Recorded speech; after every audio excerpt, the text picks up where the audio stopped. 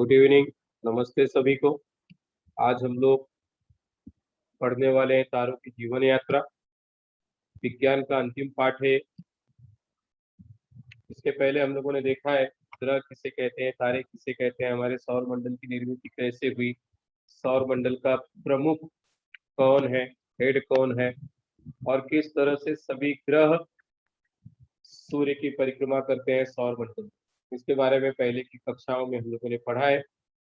विश्व के अंतरंग के बारे में पढ़ा है। हमारी सूर्यमाला एक निहारिका में अर्थात आकाश गंगा में समाविष्ट है।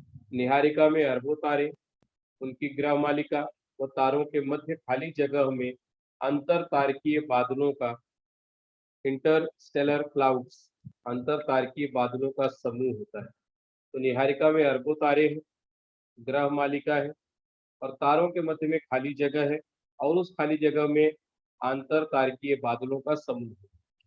विश्व इन असंख्य निहारिकाओं से मिलकर के बना है। निहारिका जिसे हम गैलेक्सी कहते हैं। तो ऐसी असंख्य निहारिकाएं हैं, असंख्य गैलेक्सीज हैं। इन निहारिकाओं के आकार तथा बनावट अलग अलग होते हैं। अलग अलग शेप की निहारिकाएं हैं, अलग अलग आकार की निहारिकाएं। उनमें मुख्य तीन प्रमुख प्रकार हैं। पहला है चक्राकार स्पाइरल, दीर्घ वृत्ताकार एलिप्टिकल तथा अनियमित आकार की इर्रेगुलर निहारिका। यहाँ पर तीन भाग दिया है। निहारिका को तीन प्रकार से बांटा गया है। पहला चक्राकार, दूसरा दीर्घ वृत्ताकार एलिप्टिकल और तीसरा अनियमित आकार की इर्रेगुलर निहारिका। हमारी निहारिका चक्राकार है, इससे मंदाकिनी नाम दिया गया है। तो हमारी निहारिका का नाम मंदाकिनी है। तो आकाश गंगा के हम लोगों ने देखा तीन प्रकार है निहारिका गैलेक्सीज। उसमें से सर्पिल गैलेक्सी, एलिप्टिकल गैलेक्सी और अनियमित आकाश गंगा, जिसे हम इर्रेगुलर गैलेक्सी के नाम से भी जानते हैं, ऐसी आकाश गंगाएं। यहाँ पर दिया है एक चक्राकार निहारिका। हमारा सौर मंडल ऐसी ही एक निहारिका में स्थित है। तो हमारा जो सौर मंडल है वह चक्राकार निहारिका में स्थित है और उसे मंदाकिनी, मंदाकिनी इस गैलेक्सी का नाम मंदाकिनी। रात के समय आसमान की तरफ देखने पर हमें केवल ग्रह और तारे दिखाई देते हैं। फिर अन्य घटकों के बारे में जानकारी कहाँ से मिली, इस प्रश्न का उत्तर दूरबीन है। हम लोगों ने पहले के पाठों में भी देखा है कि दूरबीन किस तरह से जो खगोलीय घटनाएं होती है, समय समय पर जो ग्रहण लगते हैं, उन सबको, सूर्य ग्रहण हो, चंद्र ग्रहण हो, टीवी पर हम ऑन डायरेक्ट लाइव देखते हैं, उन सब के लिए दूरबीन एक अच्छा माध्यम है। दूरबीन की सहायता से उसे आसानी से देखा जाता है। इनमें से अनेक दूरबीनें पृथ्वी के पृष्ठ भाग पर रखी होती है। जैसे एक हब्बल दूरबीन है, गैलीलियो के नाम की भी दूरबीन है। ऐसी बहुत बड़ी बड़ी दूरबीनें बनी है। कुछ दूरबीनें मानव निर्मित कृत्रिम उपग्रह पर रखी है और पृथ्वी के चारों ओर विशिष्ट कक्षा में परिभ्रमण करती है। हम लोग देखते हैं कि कुछ सैटेलाइट्स, कुछ उपग्रह अंतरिक्ष में छोड़े जाते हैं, उस पर भी कुछ दूरबीनें हैं, मानव निर्मित दूरबीनें, जो एक विशिष्ट कक्षा में परिभ्रमण करते हुए सैटेलाइट के माध्यम से जो भी खगोलीय घटनाएं हो रही है उसका चित्र, उसका फोटो हम तक पहुंचते रहता है। पृथ्वी पर वायुमंडल होने के कारण ये दूरबीनें खगोलीय वस्तुओं का अधिक प्रभावी रूप से निरीक्षण करती। दूरबीन द्वारा किए गए निरीक्षणों का अध्ययन कर खगोल वैज्ञानिक विश्व के बारे में विस्तृत जानकारी प्राप्त करते हैं। इस पाठ में हम तारों के गुणधर्म और उनकी जीवन यात्रा के बारे में थोड़ी जानकारी देंगे। तो दूरबीन यहाँ पर एक दिखाई गई है, किस तरह से दूरबीन से हम आकाश का निरीक्षण कर सकते हैं। जो खगोल वैज्ञानिक है, विश्व के बारे में जो विस्तृत जानकारी ले रहे हैं, इन दूरबीनों के माध्यम से एक छोटा सा यहाँ पर दूरबीन का उदाहरण दिया गया है। और प्रत्यक्ष में जो खगोलीय घटनाएं देखने के लिए दूरबीन होते हैं वह बहुत बड़े ही विशालकाय होते हैं। तारों के गुणधर्म, प्रॉपर्टीज ऑफ स्टार्स दिया है। रात्रि के समय हम आकाश में लगभग 4000 तारे अपनी आंखों से देख सकते हैं। सूर्य उनमें से एक सामान्य तारा है। सामान्य कहने का अर्थ ऐसा है कि वह हमसे सबसे निकट होता है। हम लोग देखते हैं कि ऐसे असंख्य तारे आसमान में दिखाई देते हैं, जिनमें से लगभग 4000 तारे हम अपनी टेढ़ी आंखों से, खुली आंखों से देख सकते हैं आकाश में। सूर्य को सामान्य तारा इसलिए कहा गया है क्योंकि वह हमारे सौरमंडल का प्रमुख है, साथ ही साथ हमारे सबसे नजदीक का तारा है। यद्यपि वो आकाश में अन्य तारों से बहुत बड़ा दिखाई देता है, किंतु उसकी अपेक्षा अधिक द्रव्यमान, उससे कई गुना बड़े तारे आकाश में हैं, किंतु हमसे बहुत ज्यादा दूर होने के कारण वे हमें छोटे दिखाई देते हैं। और सूर्य हमारे सबसे नजदीक का तारा होने के कारण वह बहुत ही बड़ा दिखाई देता है। उसका द्रव्यमान उससे सूर्य की अपेक्षा अधिक द्रव्यमान वाले तारे हैं, उससे आकार में बड़े हैं और तापमान में भी उससे कहीं ज्यादा। ऐसे अरबों तारे आकाश में हैं। तारे तप्त गैस के प्रचंड धुले होते हैं। हमने देखा है कि तारे, उनके पास स्वयं का प्रकाश होता है, स्वयं प्रकाशित होते हैं। तारे हमको आसमान में टिमटिमाते हुए दिखाई देते हैं। यह उसके सामान्य गुणधर्म। और ग्रह जो होते हैं उनके पास स्वयं का प्रकाश नहीं होता, वे टिमटिमाते नहीं है। तो जो सामान्य अंतर तारों और ग्रहों के बीच का है, हम लोगों ने पहले की कक्षाओं में देखा है। यहाँ पर उसके बारे में थोड़ी सी विस्तृत जानकारी दी गई है कि तारे जो है वो तप्त गैस के प्रचंड धुले होते हैं। सूर्य के गुणधर्म के बारे में यहाँ पर एक तालिका में दिया है। उसका द्रव्यमान 2 × 10 घाते 30 किलोग्राम। तो 10 के आगे 30 जीरो, घाते 30 का मतलब है 30 शून्य लगाना है, 2 में 10 से गुना करके। तो इतना अधिक सूर्य का द्रव्यमान है। उसकी त्रिज्या 6,95,700 किलोमीटर। तो त्रिज्या क्या होती है जिसकी सहायता से वृत्त बनाया जाता है, हमने देखा है। तो उसकी त्रिज्या है 6,95,700 किलोमीटर सूर्य की त्रिज्या है। और पृष्ठभाग का तापमान 5,800 के। और वैसे ही केंद्र का तापमान 1.5 × 10⁻⁷ के, इतना अधिक उसके सूर्य के केंद्र का तापमान है। उसके पृष्ठभाग तक भी नहीं पहुंचा जाता, इतना ज्यादा कैलोरीज बर्न करता है, उतना ज्यादा तापमान उसके पृष्ठभाग का है। और सूर्य की जो आयु है 4.5 अरब वर्ष है। सूर्य का द्रव्यमान पृथ्वी के द्रव्यमान का लगभग 3.3 लाख गुना है। इसी से हम अंदाजा लगा सकते हैं कि उसका भार कितना अधिक होगा। और उसकी त्रिज्या पृथ्वी की त्रिज्या से 100 गुना अधिक है। अगर हमारी पृथ्वी इतनी विशाल है तो सूर्य उससे 100 गुना बड़ा। एक अंदाज दिया गया है कि सूर्य पृथ्वी की अपेक्षा 100 गुना बड़ा है और उसका जो द्रव्यमान है वह लगभग 3.3 लाख गुना अधिक है। अन्य तारों का द्रव्यमान सूर्य के द्रव्यमान का 1/10 से 100 गुना तक हो सकता है। और त्रिज्या सूर्य की त्रिज्या से 1/10 से 1000 गुना तक हो सकती है। तो जैसा कि आसमान में दिखा किस तरह से सूर्य दिखाई देता है, और श्वेत वटु ग्रह की तरफ, और लाल राक्षसी तारा और सूर्य, और यहाँ पर महाराक्षसी तारा।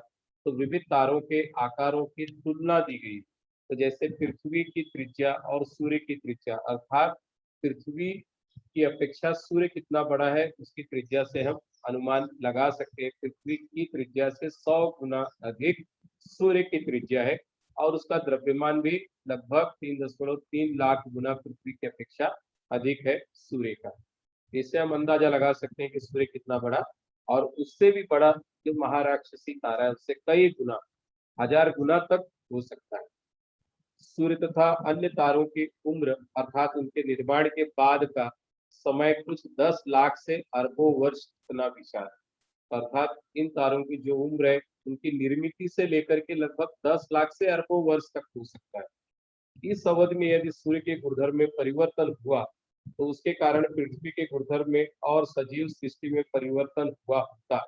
इसलिए पृथ्वी के गुणधर्म का गहन अध्ययन करके वैज्ञानिकों ने निष्कर्ष निकाला है कि सूर्य के गुणधर्म उसके जीवन काल में, यानी लगभग पिछले 4.5 अरब वर्ष में बदले नहीं। तो हमने देखा कि सौर मंडल का जो प्रमुख तारा है वह सूर्य है, और उसमें ही एक ग्रह हमारी पृथ्वी है 8 ग्रहों में से। तो अगर सूर्य के गुणधर्मों में कोई परिवर्तन हुआ होता तो पृथ्वी के गुणधर्म में, यहाँ की सजीव सृष्टि में अवश्य परिवर्तन हुआ होता। लेकिन बहुत अधिक अध्ययन करने के बाद, गहन अध्ययन करने के बाद वैज्ञानिकों ने यह निष्कर्ष निकाला कि सूर्य पिछले 4.5 अरब वर्षों में किसी भी तरह के गुणधर्मों में सूर्य के परिवर्तन नहीं हुआ है, क्योंकि पृथ्वी के गुणधर्म में बहुत ज्यादा चेंजेस, परिवर्तन नहीं हुए। खगोल वैज्ञानिकों के विश्लेषण के अनुसार ये गुणधर्म भविष्य में भी 4.5 अरब वर्ष में धीरे धीरे बदलेंगे। लगभग 4.5 अरब वर्ष तलक सूर्य के गुणधर्म अगर बदलाव भी होगा वो काफी धीमा होगा। तारों की निर्मिति, बर्थ ऑफ स्टार्स कैसे निर्मित हुई। निहारिका के तारों के बीच की खाली जगहों में अनेक स्थानों में गैसों और धूल के प्रचंड बादल मिलते हैं, जिन्हें अंतर तारकीय बादल कहते हैं। अगली आकृति में दिया है 19.3 में हबल दूरबीन से खींचे गए ऐसे बादलों का एक प्रकाश चित्र दिखाया गया है। बहुत अधिक दूरी को मापने के लिए वैज्ञानिक प्रकाश वर्ष लाइट ईयर इस इकाई का उपयोग करते हैं।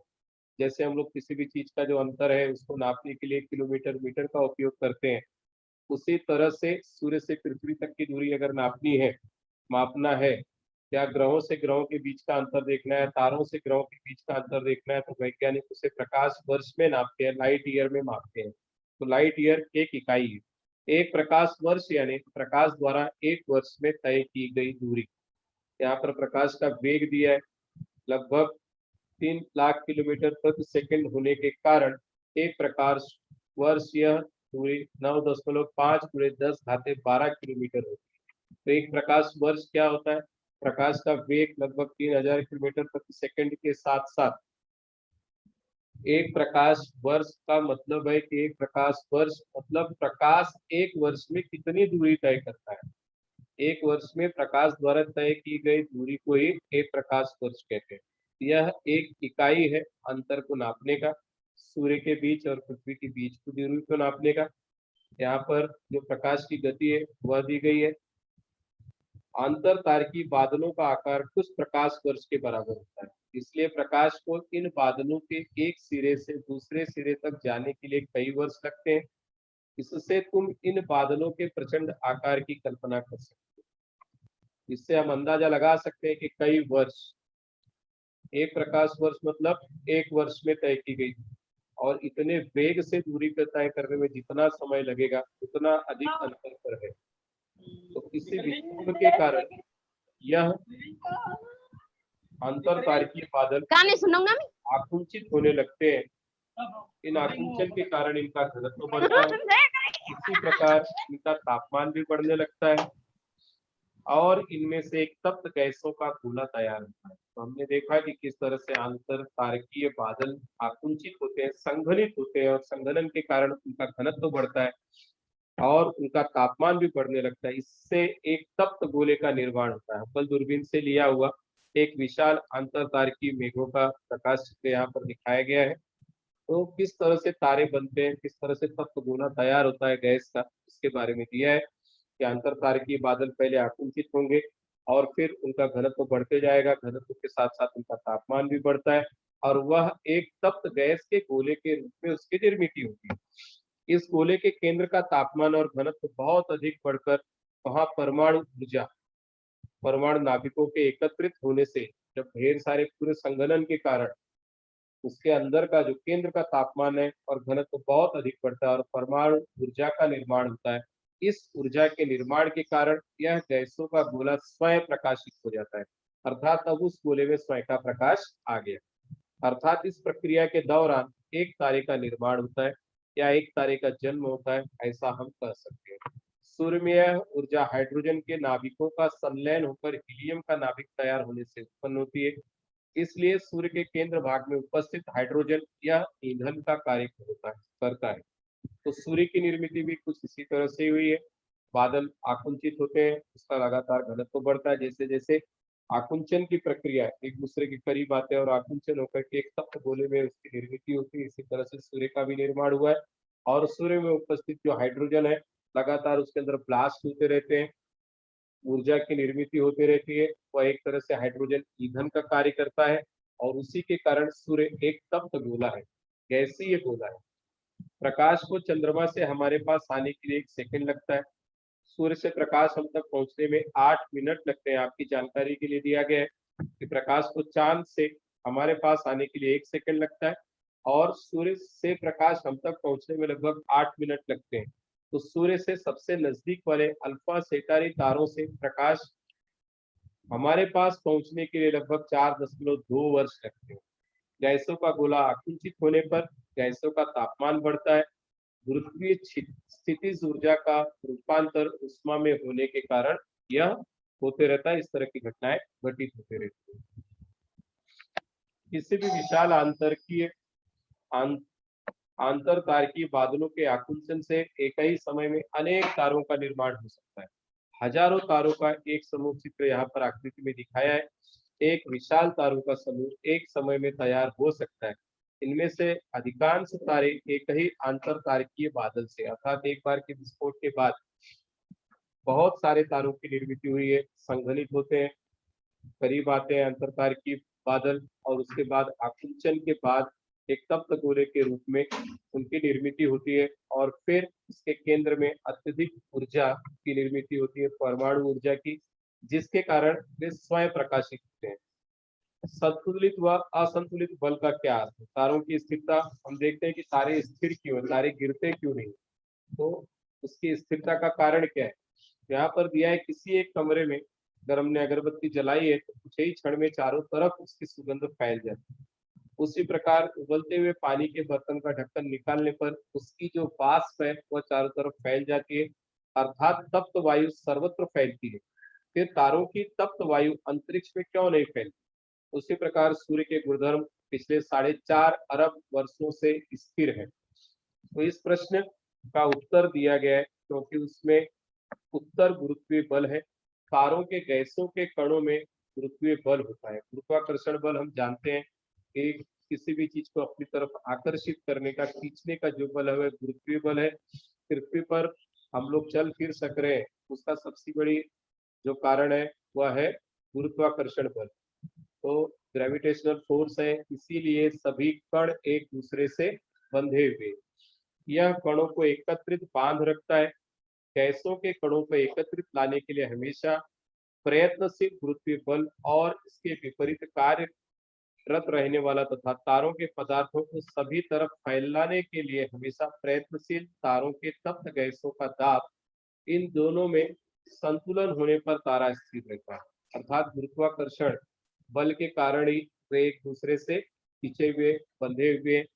गुरुत्वीय बल तारों के आंतरिक भाग में अर्थात केंद्र की दिशा में निर्देशित होता है, तो गैस का दाब तारे के बाहरी भाग अर्थात केंद्र के विरुद्ध दिशा में निर्देशित होता है।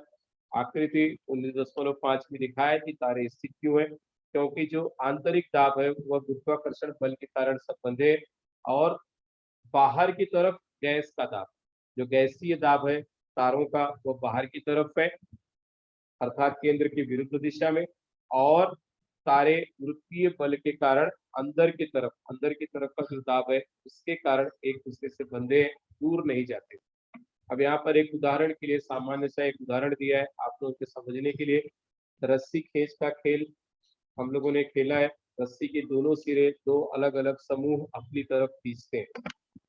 दोनों बाजुओं में लगाया बल यदि समान हो तो वह बल संतुलित होता है। अब संतुलित बल कैसे? अगर कोई रस्सी खींच रहे, दो ग्रुप बना करके अगर हम लोग रस्सी खींच रहे हैं, अगर संतुलित बल होगा, दोनों तरफ समान रूप से ताकत होगी, तो रस्सी स्थिर होगी, यहाँ वहां किसी तरफ नहीं जाएगा। और अस्थिर बल क्या होगा? अगर एक तरफ ताकत ज्यादा हो गई तो रस्सी के एक तरफ बल ज्यादा होगा, तो रस्सी के दूसरी तरफ का जो भाग है वहां पर जो लोग बल लगा रहे हैं उस पर जो बल क्रियाशील है वह कम पड़ रहा है, कमजोर पड़ रहा है, तो रस्सी को आगे की तरफ खींचा जा सकता है। जिस तरफ बल ज्यादा है उस तरफ रस्सी चली जाती है। ऐसा ही कुछ तारों के संबंध में, अगर बैलेंस बराबर होगा, दोनों तरफ से जो बल लगाया जा रहा है वह समान होगा, तो वह संतुलित बल है। और अगर बल कम या ज्यादा है तो असंतुलित बल है। कुछ ऐसा ही तारों के संबंध में होता है। गुरुत्वीय बल और गैसों का दाब संतुलित हो तो तारा स्थिर होगा, परंतु एक बल दूसरे बल की अपेक्षा ज्यादा हुआ, तारों का आकुंचन तथा अथवा प्रसरण होता है। अब यहाँ पर तारों की उत्क्रांति, इवोल्यूशन ऑफ स्टार्स दिया है। तारों की उत्क्रांति का मतलब समय के साथ तारों के गुणधर्म में परिवर्तन होकर इसके भिन्न भिन्न अवस्था में रूपांतर होने की क्रिया। हमने देखा कि सूर्य के गुणधर्म में लगभग 4.5 अरब वर्ष से कोई भी परिवर्तन नहीं हुआ है। तारों के जीवन के अधिकांश समय में तारों की उत्क्रांति अत्यंत धीमी गति से होती रहती है। तारों से लगातार ऊर्जा उत्सर्जित होने के कारण उसकी ऊर्जा लगातार घटती जाती है। अर्थात वायु का दाब और गुरुत्वीय बल इनमें समतोल रखने के लिए तारों का तापमान स्थिर रहना जरूरी है, और तापमान स्थिर रहने के लिए तारों में ऊर्जा की निर्मित होना अत्यंत आवश्यक है। तारों के केंद्र में ईंधन के जलने से यह ऊर्जा निर्मित होती रहती है। हमने देखा कि तारों का जो केंद्र है, जब घनत्व उसका जिस तरह से बढ़ते जाता है, आकुंचन की जब क्रिया होती है, तो जो नाभिकीय बल है, परमाणु ऊर्जा जो है वह बहुत अधिक होती है, और उसी ऊर्जा के कारण उसमें जो चमक आती है, दिखाई देता है दूर से टिमटिमाता हुआ, तो वो ऊर्जा उसका सबसे प्रमुख कारण होता है।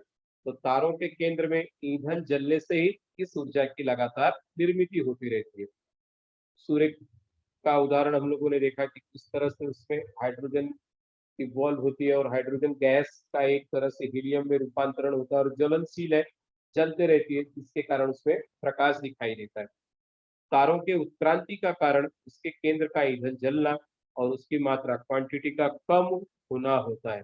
ईंधन समाप्त होने पर ऊर्जा की निर्मित में ही समाप्त हो जाती है, और तारे का तापमान कम हो जाता है। तापमान कम होने से वायु का दाब भी कम हो जाता है, और वह गुरुत्वीय बल से संतुलन नहीं रख पाता। गुरुत्वीय बल अथवा वायु दाब की अपेक्षा अधिक होने के कारण तारा आकुंचित हो जाता है।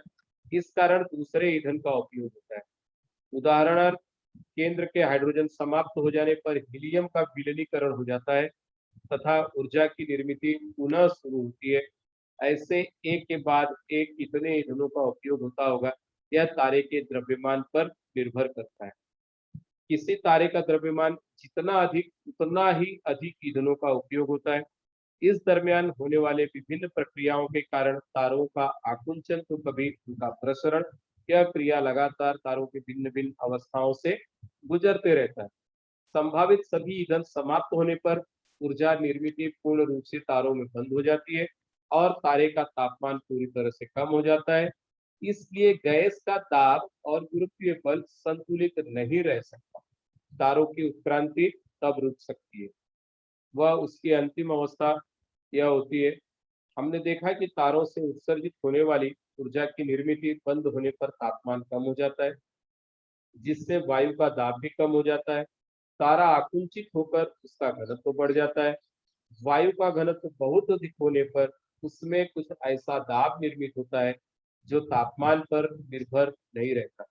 ऐसी परिस्थिति में ऊर्जा की निर्मित संपूर्ण रूप से रुकने पर भी, तथा तारे का तापमान कम हो जाने पर भी दाब स्थिर रहता है। इसके कारण तारे की स्थिरता कायम रह सकती है। वह यही तारे की अंतिम स्थिति कहलाती है, या अंतिम अवस्था होती है। तारों के मूल्य द्रव्यमान के अनुसार इसके उत्क्रांति के 3 मार्ग हैं। इस अनुसार हम तारों को 3 समूहों में बांट सकते हैं। एक समूह के सभी तारों का उत्क्रांति का मार्ग और उनकी अंतिम स्थिति एक समान होती है, अर्थात एक समय जिन तारों की निर्मित हुई, उनकी अंतिम स्थिति भी एक समान होगी। यहाँ पर द्रव्यमान के अनुसार तारों की उत्क्रांति दी गई है।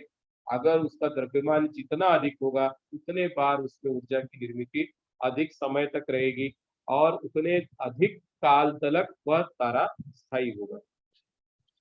सूर्य के द्रव्यमान से 8 गुना कम कुल द्रव्यमान वाले तारों की अंतिम अवस्था। इन तारों की उत्क्रांति के समय उनका बड़े पैमाने पर प्रसरण होता है, तथा उनका आकार 100 से 200 गुना बढ़ता है। इस अवस्था से में उन्हें लाल राक्षसी तारा कहते हैं। हम लोगों ने देखा लाल राक्षसी तारा पहले उदाहरण में आया था। लाल राक्षसी तारा अर्थात 100 से 200 गुना अधिक उसका प्रसरण होता है। यह नाम उसके बड़े आकार के कारण तथा उसका तापमान कम होने से वे लाल छांव दिखने के कारण दिया गया है। अन्य प्रकार के तारों की अपेक्षा लाल राक्षसी तारे का आकार आकृति 19.2 में हम लोगों ने देखा था। उत्क्रांति के अंत में तारों का विस्फोट होता है। तारों का बाहरी आवरण दूर फेंक दिया जाता है, वह अंदर का भाग आकुंचित हो जाता है। इस अंदर के भाग का आकार साधारण रूप से पृथ्वी के आकार जितना ही होता है। तारों का द्रव्यमान पृथ्वी की अपेक्षा बहुत अधिक होने के कारण तथा आकार पृथ्वी के बराबर होने से तारों का घनत्व अधिक बढ़ता है। ऐसी स्थिति में उनके इलेक्ट्रॉनों के कारण निर्माण हुआ तापमान पर निर्भर नहीं रहता। वह तारों के में गुरुत्वीय बल को अनंत समय तक संतुलित करने के लिए पर्याप्त होता है। इस अवस्था में तारे सफेद दिखते हैं तथा उनके आकार छोटे होने के कारण वे श्वेत बटु, व्हाइट डॉर्फ के नाम से भी पहचाने जाते हैं। इसके बाद उनका तापमान कम हो जाता है, परंतु आकार व द्रव्यमान अनंत समय तक स्थिर रहता है। इसलिए यह बटु अवस्था ही इन तारों की अंतिम अवस्था होती है। श्वेत बटु निर्मित के समय बाहर फेंका गया इस तरह से गैसों का आवरण चित्र के माध्यम से दिखाया गया है और मध्य भाग में श्वेत बटु है। और दूसरे प्रकार का दिया है सूर्य के द्रव्यमान से 8 से 25 गुना द्रव्यमान वाले तारों की अंतिम अवस्था कैसी? ये तारे भी ऊपरी तारों के समान लाल राक्षसी तारा तथा बाद में महाराक्षसी तारा इस अवस्था में से जाते हैं। महाराक्षसी अवस्था में इसका गुना 1000 गुना तक बढ़ जाता है। इसके पहले हम लोगों ने देखा था लाल राक्षसी जो तारा है वह 100 से 200 गुना तक उसका आकार बढ़ता है। यहाँ पर लाल राक्षसी तारे से यह महाराक्षसी तारा की अवस्था में पहुंचता है और इसका जो आकार है लगभग 1000 गुना अधिक बढ़ता है। उसमें अंत में होने वाला विस्फोट सुपरनोवा एक्सप्लोजन भी कहते हैं, बहुत ही शक्तिशाली होता है तथा उससे प्रचंड मात्रा में ऊर्जा निकलने के कारण ये तारे दिन में भी दिखाई दे सकते हैं। महाविस्फोट से बचा हुआ केंद्र का भाग आकुंचित होकर उसका आकार लगभग 10 किलोमीटर के बराबर हो जाता है। इस अवस्था में वह संपूर्ण रूप से न्यूट्रॉन का बना होता है, इसलिए इसे न्यूट्रॉन तारा भी कहा जाता है। क्योंकि यह न्यूट्रॉन से बना है इसलिए इसे न्यूट्रॉन तारा भी कहते हैं। तारे का न्यूट्रॉन के कारण निर्माण हुआ दाब तापमान पर निर्भर नहीं करता तथा वह अनंत समय तक गुरुत्वीय बल को संतुलित करने में सक्षम होता है। न्यूट्रॉन तारे यही इन तारों की अंतिम अवस्था होती है। इस आकृति में 19.8 में दिखाया है। सन 1054 में आग के द्वारा देखे गए महाविस्फोट के स्थान पर का अभी लिया गया प्रकाश चित्र यहाँ पर दिया है और कुछ जानकारी के लिए दिया है। श्वेत बटु तारों का आकार पृथ्वी जितना छोटा होता है तो उसका घनत्व बहुत अधिक होता है। उसके एक चम्मच पदार्थ का वजन लगभग कुछ टन होगा। न्यूट्रॉन तारों का आकार श्वेत बटु तारों की अपेक्षा बहुत ही छोटा होने के कारण उसका घनत्व उससे अधिक होता है। उसके एक चम्मच पदार्थ का वजन पृथ्वी पर स्थित सभी प्राणी मात्र के वजन के बराबर होगा। ऐसा श्वेत बटु तारों के बारे में जानकारी दी गई है आप लोगों के लिए। हमारे आकाश गंगा के एक तारे पर लगभग 7500 वर्ष पूर्व महाविस्फोट हुआ था। वह तारा हमसे लगभग 6500 प्रकाश वर्ष दूर होने के कारण उस विस्फोट से बाहर निकलने वाले प्रकाश को हम तक पहुंचने के लिए 6500 वर्ष लगे तथा पृथ्वी पर यह विस्फोट चीनी लोगों ने सन 1054 में प्रथम देखा। वह इतना तेजस्वी था कि दिन में सूर्य के प्रकाश में भी वह निरंतर 2 वर्ष तक दिखाई दिया।